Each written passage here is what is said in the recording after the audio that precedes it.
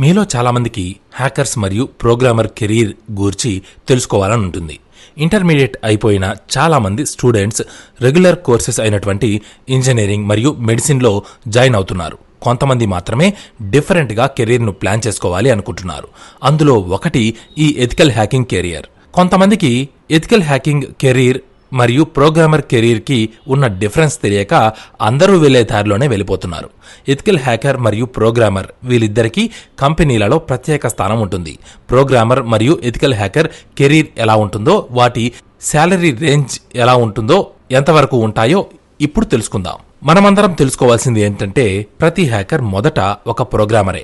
ప్రతి ethical hacker ఖచ్చితంగా మార్కెట్లో ఉన్న అన్ని ప్రోగ్రామింగ్ లాంగ్వేజెస్ గురించి తెలుసుకుంటారు. ప్రోగ్రామింగ్ లాంగ్వేజెస్ ఒక్కటే నేర్చుకున్నంత మాత్రాన వారు హ్యాకర్స్ అయిపోరు. ఈ ప్రోగ్రామింగ్ లాంగ్వేజెస్ తెలుసుకోవడంతో పాటు తను టార్గెట్ చేసే సిస్టంలోని ఫెయిల్యూర్ పాయింట్స్ ని ఐడెంటిఫై చేయగలగాలి.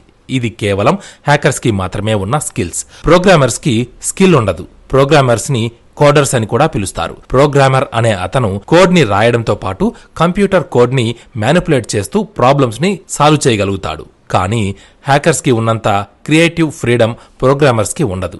హ్యాకర్స్ ఎర్రర్ కోడ్స్ మరియు వారి సొంత కోడ్స్ ని వాడుతూ టార్గెట్ సిస్టంలోని వెల్నరబిలిటీస్ కోసం చూస్తారు. హ్యాకర్స్ ప్రోగ్రామింగ్ అనేది ఎక్స్ట్రా స్కిల్స్ గా నేర్చుకుంటారు. ప్రోగ్రామర్ తన నాలెడ్జ్ ని క్లయింట్స్ అప్లికేషన్ ని ఎలా బిల్డ్ చేయాలి అనే దాని మీద దృష్టి పెడతాడు.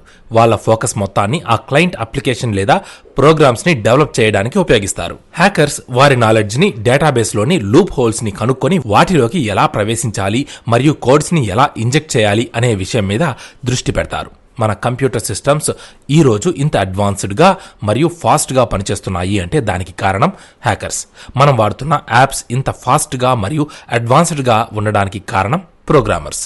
హ్యాకర్స్ ప్రోగ్రామింగ్ డెవలప్మెంట్ లో ఇన్వాల్వ్ అవ్వరు. అలాగే ప్రోగ్రామర్స్ కూడా సెక్యూరిటీ నెట్వర్క్లోకి ఇన్వాల్వ్ అవ్వరు. ఇప్పుడు ఉన్న చాలా పెద్ద కంపెనీలు ఎథికల్ హ్యాకర్స్ని మరియు ప్రోగ్రామర్స్ని వారి కంప్యూటర్ సిస్టమ్స్ స్ట్రాంగ్గా బిల్డ్ చేయడానికి హైర్ చేసుకుంటున్నారు. కంపెనీలో ఒక హ్యాకర్ రెస్పాన్సిబిలిటీ వచ్చేసి ఆ కంపెనీ యొక్క సీక్రెట్ డీటెయిల్స్ని బ్లాక్ హ్యాట్ హ్యాకర్స్ చేతిలో వెళ్లకుండా కాపాడతారు. ఇంపార్టెంట్ లూప్ హోల్స్ మరియు ఎన్క్రిప్టెడ్ డీటెయిల్స్ ని అబ్జర్వ్ చేసి వాటి ద్వారా ఎటువంటి హ్యాకింగ్ జరగకుండా ప్రివెంటివ్ మెజర్స్ ని తీసుకుంటారు. సెక్యూరిటీలోని లోపాలను పసిగట్టి ఫైర్ వాల్స్ ను ఇన్స్టాల్ చేస్తారు. ప్రోగ్రామర్ యొక్క జాబ్ రెస్పాన్సిబిలిటీ వచ్చేసి సాఫ్ట్వేర్ ని బిల్డ్ చేయడానికి ఉపయోగించే ప్రోగ్రామింగ్ కోడ్స్ ని టీంతో కలిసి డెవలపింగ్ చార్ట్ మరియు విజువల్స్ లో భాగస్వాములు అవుతారు. సాఫ్ట్వేర్ అప్డేట్ మరియు క్లయింట్ అప్లికేషన్ అప్డేట్ ని రెగ్యులర్ గా చెక్ చేసుకుంటూ ఉండాలి. బేసిక్ లెవెల్ సాఫ్ట్వేర్ సెక్యూరిటీ కొరకు సాఫ్ట్వేర్ ఇంజనీర్ తో కలిసి పనిచేయాల్సి ఉంటుంది. ఎథికల్ హ్యాకర్ లేదా ప్రోగ్రామర్ కెరీర్ లోకి వెళ్లాలి అనుకునే వాళ్ళు ఇప్పుడు చెప్పబోయే విషయాలను తెలుసుకున్న తరువాత మీకు ఎటువంటి కెరీర్ సూట్ అవుతుంది అని అనుకుంటున్నారో దాన్ని డిసైడ్ అవ్వండి. నంబర్ 1, ప్రతి సంవత్సరం ఎథికల్ హ్యాకింగ్ నేర్చుకున్న వారి కోసం 1,00,000 ఉద్యోగాలు ఎదురుచూస్తున్నాయి. కానీ అందులో రిక్రూట్ అవుతున్న వారు మాత్రం కేవలం 15 నుంచి 20,000 మంది కూడా లేరు. దీన్ని బట్టి మనకు ఏమర్థమవుతోందంటే ఎథికల్ హ్యాకర్స్ కి ప్రస్తుతం మరియు ఫ్యూచర్లో చాలా డిమాండ్ ఉండబోతోంది. భారతదేశంలో విప్రో, టీసీఎస్ లాంటి పెద్ద కంపెనీలు ప్రతి సంవత్సరం స్కిల్స్ కలిగి ఉన్న ఎథికల్ హ్యాకర్స్ ని హైర్ చేసుకుంటున్నాయి. ప్రోగ్రామర్స్ కి కూడా అదే రేంజ్ లో రిక్రూట్మెంట్స్ జరుగుతున్నాయి. కానీ ప్రతి సంవత్సరం ప్రోగ్రామింగ్ లాంగ్వేజెస్ నేర్చుకున్న అనేక మంది విద్యార్థులు ఉండడంతో ఆ జాబ్స్ కి భారీ స్థాయిలో కాంపిటీషన్ నెలకొంది. మంచి స్కిల్స్ ఉన్నప్పటికీ ప్రోగ్రామర్స్ కి త్వరగా జాబ్స్ రాకపోవడానికి ఇది కూడా ఓ కారణం. హ్యాకింగ్ నేర్చుకునేవారు చాలా తక్కువ మంది ఉండడంతో ఎథికల్ హ్యాకర్స్ కి మాత్రం చాలా త్వరగా ఆపర్చునిటీస్ వచ్చే అవకాశం ఉంది. నంబర్ 2, ప్రోగ్రామింగ్ లాంగ్వేజెస్ నేర్చుకోవడానికి మనకు చాలా తక్కువ ధరకే అనేకమైన కోర్సులు లభిస్తున్నాయి. వీటి ద్వారా ప్రోగ్రామింగ్ నేర్చుకోవాలనుకునే స్టూడెంట్స్ కి మంచి సపోర్ట్ మరియు మంచి మెంటర్స్ లభిస్తున్నారు. ఎథికల్ హ్యాకింగ్ నేర్చుకోవడానికి కోర్సెస్ ఉన్నప్పటికీ అవి ఎంతో ఖర్చుతో కూడుకొని ఉన్నాయి. ఎథికల్ హ్యాకర్ కావాలనుకునే వారికి వారి జాబ్స్ విషయంలో ఆ కోర్సులు చాలా వరకు భరోసా ఇవ్వలేకపోతున్నాయి. నంబర్ 3, శాలరీ విషయానికి వస్తే స్కిల్స్ ఉన్న ప్రోగ్రామర్స్ కి సంవత్సరానికి 3 నుంచి 4 లక్షల రూపాయల వరకు వస్తాయి. అదే బిగినర్ లెవెల్ ఎథికల్ హ్యాకర్స్ కి అయితే 4 నుండి 5 లక్షల వరకు వస్తున్నాయి. ఇవి వారి స్కిల్స్ మరియు ఎక్స్పీరియన్స్ ని బట్టి ప్రతి సంవత్సరం పెరుగుతూ ఉంటాయి. వర్క్ లోడ్ మరియు ప్రెషర్ ప్రోగ్రామర్ కన్నా ఎథికల్ హ్యాకర్స్ మీద ఎక్కువ ఉంటుంది.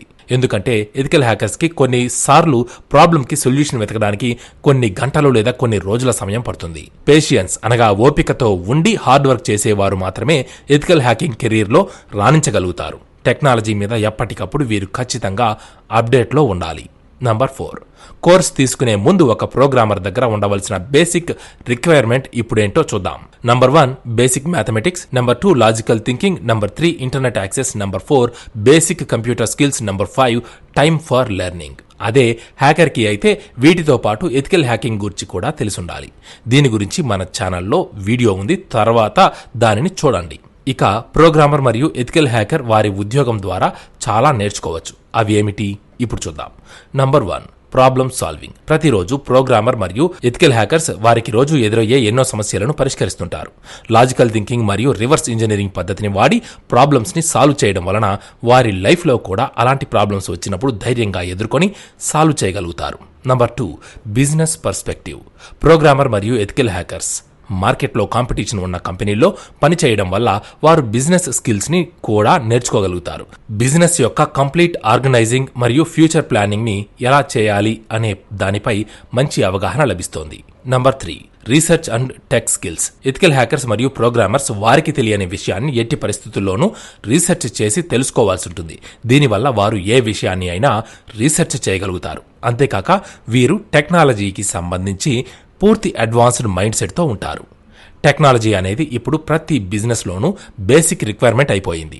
ప్రతి బిజినెస్ తన మార్కెట్ని గ్లోబల్ లెవెల్ కాంపిటీషన్లో ఉంచాలి అని అనుకుంటున్నారు. దీనికి గాను మంచి స్కిల్స్ ఉన్న ఎథికల్ హ్యాకర్స్ మరియు ప్రోగ్రామర్స్ని హైర్ చేసుకుంటున్నారు. సో మీరు కనుక వరల్డ్ క్లాస్ స్కిల్స్ని డెవలప్ చేసుకుంటే మీకు ఏ రంగంలోనైనా తిరుగుండదు.